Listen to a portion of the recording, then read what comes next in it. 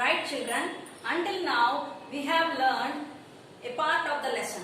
From that part, I have picked out some grammar points. Let me explain them for you. See, look at the board. Sentence. What is a sentence, children? You have already learned in the 4th class. Do you remember?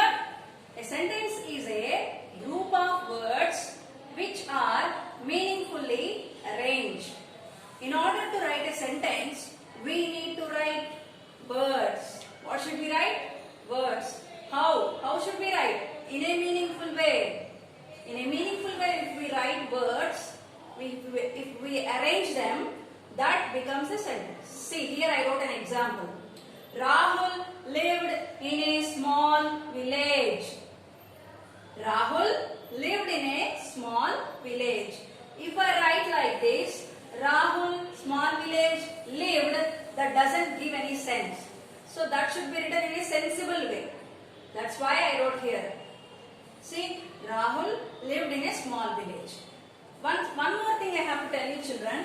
Every sentence contains a subject and a predicate. The subject means the person or the thing which is doing an action in the sentence. See, I wrote the definition, subject. The subject is the doer of the action. The subject is the doer of the action. That means the subject is the person who is doing something in the sentence. Here, who is the subject? Rahul is the subject. What is he doing? He is living where? In a village. So the subject is the doer of the action. The subject can be noun or pronoun also. Here we wrote noun. We also can write he, because he is a pronoun, she is a pronoun. Because Rahul is a boy, we can write he also. Let me go to predicate, children. Predicate. What is the predicate? The predicate tells us what the subject does. See, Rahul is the subject, no? So what is the predicate? The work done by Rahul. What did Rahul do? Live in a small village. This is the predicate. The predicate will have a verb and a object. What is the verb in the sentence? Try to say, children. What is the verb? Lived. Lived is the verb. Where he lived? In a village. Village is the object. So subject, predicate, definitions I have given you, and I have also given you the definition for sentence. Regarding this, I will give you a small exercise from the activity book so that you can do at home, children. Right, children? Right, children? Let me show you the exercises from the workbook, page 7. Here there are some exercises given regarding subject and predicate. Right, children?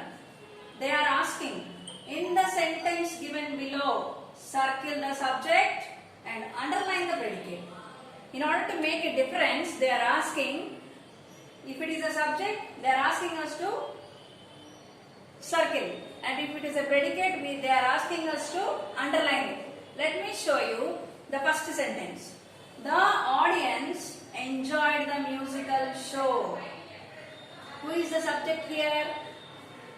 The one who is doing the action according to the definition. Who are doing something here? Enjoying. Who is that enjoying? Audience. So the audience is the subject. So let us circle the subject. Now the rest of the sentence is the predicate. Okay? Once again I am telling you. The audience is the subject. Enjoyed the musical show is the predicate. Look at the second sentence. The students were late for mathematics class. Who is the subject here? The students, yes. And what are they doing? They were late for the mathematics class. This all will come under predicate. Next, third sentence. The police are investigating the case. Who is investigating? The police. They are doing some action. So this is the subject, and what are the action they are doing is a predicate. Look at the fourth sentence. The pond is full of lotus flowers. So here until the third sentence, we do have persons. But here, pond. Pond is a thing. So pond is also doing something. What is the pond doing? The pond is having flowers.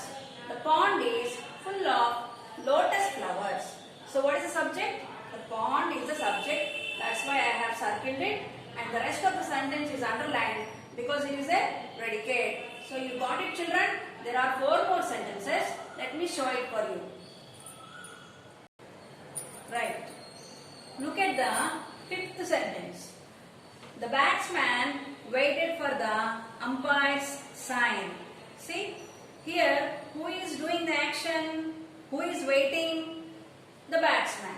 So batsman is the subject, which is we are going to circle, and the rest of the sentence is the predicate.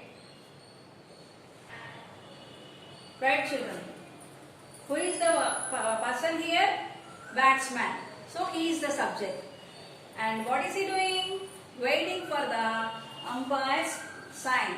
So the underlined words comes under predicate. Look at the 6th sentence.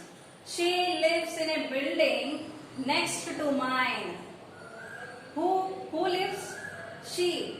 Here we were not given any name, and so it is a pronoun. And what is she doing? Living. Where? In a building. So the predicate is the sentence in which we have verb and the object. Next, 7th sentence.